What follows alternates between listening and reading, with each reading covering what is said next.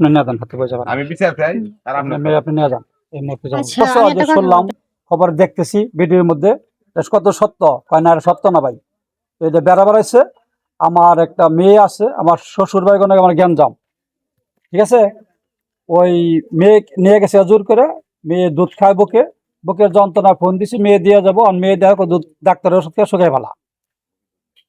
এই কথা বলার পরে মেয়ে নিয়ে আসে না, আমি মনের দুঃখে মানে বিষ খাইছি। এটা 2-3 দিন আগে আমি এক লোকের কাছে শুনলাম যে মেয়ে মেয়ে বিয়ে করে তোমার গ্রামে, তুমি খবর জানো ভাই? বললাম যে না, এরকম দিয়ে শুনি। পরে বাজার আসলাম, ওই আপনার তক্তা চালালো, আমি তো ঘটনা দেখো আগে মারামারিতে জড়াইও না, ও না হলে দুটোর ওই বিয়েতে আসা থাকে, তাহলে যাবো গা দেশে, বা বিয়ে করতে চলে তোমার কাছে স্বীকার করে তুমি আমার বলবো, আমি ফোর্স পাঠিয়ে দেবো। পরে আমি ওদিন আসছিলাম, আমাদের গ্রাম থেকে রোকন শিকদার আসছিল, বোলা মাস্টার আসছিল, আজগর, আর অনেকেই, মানে এই গ্রামের যারা আছে আর কি, কিছু ওদের সাক্ষাৎকার দিল, আমি শুনলাম।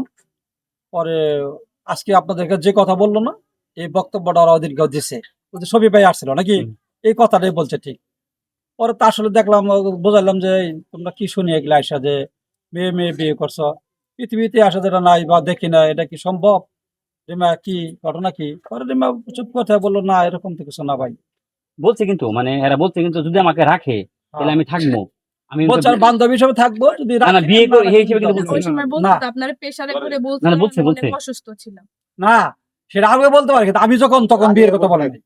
আমি 2-3 দিন আগে যখন আসছিলাম রোকন শিকদারের সাথে, হ্যাঁ, তখন ওটা তো ভিডিও আমার কাছে আছে। আচ্ছা আপনি আছে না, হ্যাঁ। ওই দিন কিন্তু ওরা বিয়ের কথা বলেনি। না, ওই দিন বলে নাই, কিন্তু তার আগে তো বলছে। তার আগে বলতে পারে, কিন্তু তখন আমি যাই না, ছিলাম না, আমি তো ওইটা শুনে আগে আসছিলাম জানার জন্য, বিষয়টা বোঝার জন্য।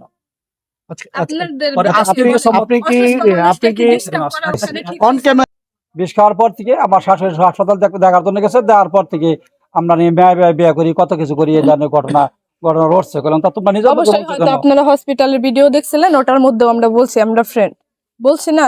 আর আপনারাই বলেন সাংবাদিক কি উচিত ছিল আমাদের ওইখানে ডিস্টার্ব করা? তাইলে এটা তো এখন এলো তাদের এখন ধরতে গেলে অপরাধ, কারণ ওই সময় তাদের উচিত ছিল না যে সাংবাদিকরা বাড়ির যায়, ওইখানে যায় হসপিটালে। আমার আব্বু ছিল না, ধরতে গেলে আমরা দুইটা মেয়ে, আমাদের বয়স কত, এটা কি তাদের পেশাদার? তোমার বাবার আগে ডাকছি নাকি? হ্যাঁ, আব্বুর আগে ডাকছে। হাজির করে তারপর তুমি ডাকা। হ্যাঁ, তাদের উচিত ছিল যে তোমার আব্বুকে ফোন দাও, ফোন দিয়ে তোমরা আয়না পরে জবাবদিহিন করো। তারা না কিছু করে অমনিতে দেখি হসপিটালে আর কি এলো 8 জন 12 জন এরকম মেলো সাংবাদিক চলে গেছে। আমার ওই দিন কেবল রাত কাটছে, তারপরে গেছে 5টার সময় ভর্তি করা হয়েছে। না বলতে দাও, ওই সময় কি তাদের উচিত ছিল সাংবাদিক যাওয়া? তাদের কি বিবেকে এটা বাঁধলো কখনো? একটু কি বাধা দিল না? ওইখান থেকে আমি লুকাই আসছি, আবার কি উচিত ছিল বাড়িতে পিছে পিছে আসার? তেলে আমার হার্টবিট ওখানেই দেখলো যে আমি নিঃশ্বাস ফেলতে পারতেছি না, কাটতে পারতেছি না। তারপরে রাগের মাথায় আমি স্যালাইন খুলে এসে বললাম তাদের সামনে দিয়ে। অনেক সাংবাদিক বললো যে দাঁড়ান। আপনার মেয়ে বেড়াতে আসছে না, বান্ধবী থাকতে পারে বা বন্ধু থাকতে পারে, আপনার মেয়ে আজকে আপনি এই মুহূর্তে নিয়ে যাবেন, আপনার হাতে বোঝা দিয়ে দেবো, ঠিক আছে? যেহেতু মেয়ে মেয়ে বিয়ে হয় না, এটা বোয়া কথা নাকি? সত্য না তো? বিচার চান? ঠিক আছে, তাহলে আজকে এই মুহূর্তে আপনার মেয়ে আপনার নিয়ে যাবেন, আপনাকে বোঝা দিয়ে দেবো সাংবাদিকের 10 জনের সামনে সম্মুখে। আমি এটা বিচার চাই। আপনার মেয়ে আপনি নিয়ে যাবেন। পরে আমি বুঝা দিলাম, এখানে থাকার কারণ থাকার কারণটা কি? আমি বলছি তো না, আমি এখানে কি বলছো? চাকরি করব।